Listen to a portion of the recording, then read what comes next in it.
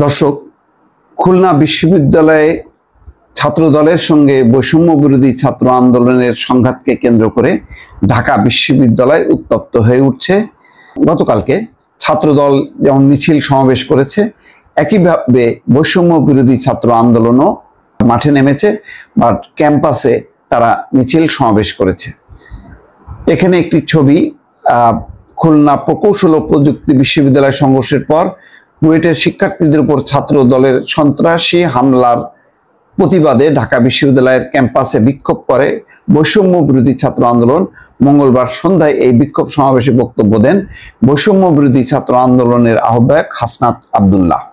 কুয়েটের সংঘর্ষের পর কুয়েটের শিক্ষার্থীদের উপর ছাত্র দলের সন্ত্রাসী হামলার প্রতিবাদে ঢাকা বিশ্ববিদ্যালয় ক্যাম্পাসে বিক্ষোভ করেছে বৈষম্য বিরোধী ছাত্র আন্দোলন। এই কর্মসূচি থেকে ছাত্র দলকে জালিম না হওয়ার আহ্বান জানিয়ে, অর্থাৎ অত্যাচারী না হবার আহ্বান জানিয়ে বৈষম্য বিরোধী ছাত্র আন্দোলনের আহ্বায়ক হাসনাত আব্দুল্লাহ বলেন, গত 16 বছরে নির্যাতনের কথা ভুলে যাবেন না।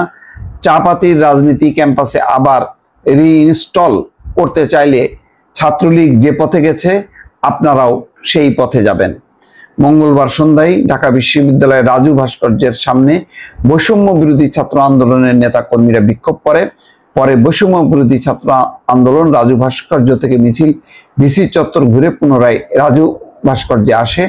মিছিলে কুয়েটে রক্ত ঝরে, ওয়াসিম তোমায় মনে পড়ে, শিক্ষা সন্ত্রাস একসাথে চলে না প্রভৃতি স্লোগান দেওয়া হয়। মিছিল শেষে রাজু ভাস্কর্যে বিক্ষোভ সমাবেশ হয়। সমাবেশে ছাত্র দলের উদ্দেশ্যে হাসনাত আব্দুল্লাহ বলেন, গত 16 বছরে যে নির্যাতন হয়েছে, আপনারা মজলুম ছিলেন, আপনারা জালিম হবেন না। মজলুম জালিম হলে পৃথিবী বসবাসের অযোগ্য হয়ে যায়। ফ্যাসিবাদের বিরুদ্ধে লড়াইকে সম্মান জানাই। একই সঙ্গে মনে করিয়ে দিতে চাই, আবার যারা ছাত্রলীগ হয়ে উঠতে চাইবে, শিক্ষার্থীদের বিপক্ষে অবস্থান নেবে, তাদের পরিণতি ছাত্রলীগের মতোই হবে। গণতন্ত্রে উত্তরণের লড়াই সমন্বিত লড়াই উল্লেখ করে হাসনাত আব্দুল্লাহ বলেন, শহীদদের রক্তের দায় আমাদের উপরও রয়েছে। শহীদদের রক্তের উপর দাঁড়িয়ে মাদার পার্টির এজেন্ডা বাস্তবায়নের রাজনীতি শিক্ষা প্রতিষ্ঠানে রিইনস্টল করতে পারি না। শিক্ষার্থীদের জন্য রাজনীতি করতে চাইলে তাদের ভাষায় কথা বলতে হবে, তাদের মতো চলতে হবে।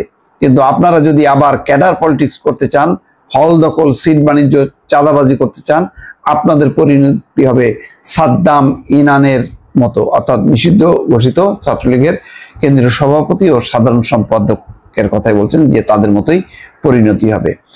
গেস্ট রুম ও চাঁদাবাজির স্বপ্ন আর বাংলাদেশে বাস্তবায়িত হবে না মন্তব্য করে হাসনাত আব্দুল্লাহ বলেন, আমরা চাই না কোনো ছাত্র সংগঠন শিক্ষার্থীদের টুটি চেপে ধরুক। হলগুলো হবে শিক্ষার্থীদের অবারিত বিচরণের ক্ষেত্র। সমাবেশে বৈষম্য বিরোধী ছাত্র আন্দোলনের সাবেক সমন্বয়ক আব্দুল কাদের বলেন, জুলাই পরবর্তী বাংলাদেশে কোনো দখলদারিত্বর ঠাঁই নাই। বিশ্ববিদ্যালয়ে যেমন ছাত্র রাজনীতির দরকার আছে, তেমনি শিক্ষার্থীদের উদ্বেগগুলো নিয়েও কাজ করতে হবে। জবরদস্তি করে যারা রাজনীতি খাওয়ানোর চেষ্টা করে, তাদের পরিণতি ছাত্রলীগের মতো হবে। আব্দুল কাদের আরো বলেন, ছাত্রলীগ তো অনেক পরাক্রমশালী ছিল, তাদের আমরা ঝেঁটিয়ে বিদায় করেছি।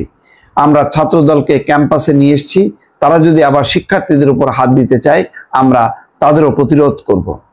ঢাকা বিশ্ববিদ্যালয় শাখা ছাত্র দলের বিক্ষোভ কর্মসূচির দিকে ইঙ্গিত করে বৈষম্য বিরোধী ছাত্র আন্দোলনের সাবেক আরেক সমন্বয়ক আবু বাকের মজুমদার বলেন, যারা কুয়েটে শিক্ষার্থীদের উপর হামলা করেছে, তারা এখানে নাটক করতে এসেছে। আমরা এই নাটক দেখতে চাই না। অন্তর্বর্তী সরকারের প্রতি অনুরোধ, যারা হামলা করেছে তাদের যেন গ্রেপ্তার করা হয়। জুলাই আন্দোলনে ছাত্রলীগের হামলা এবং কুয়েটের শিক্ষার্থীদের উপর হামলার ভিডিও চিত্র আগামীকাল বুধবার বিকেলে টিএসসিতে প্রদর্শন করা ঘোষণা দেন আবু বাকের মজুমদার।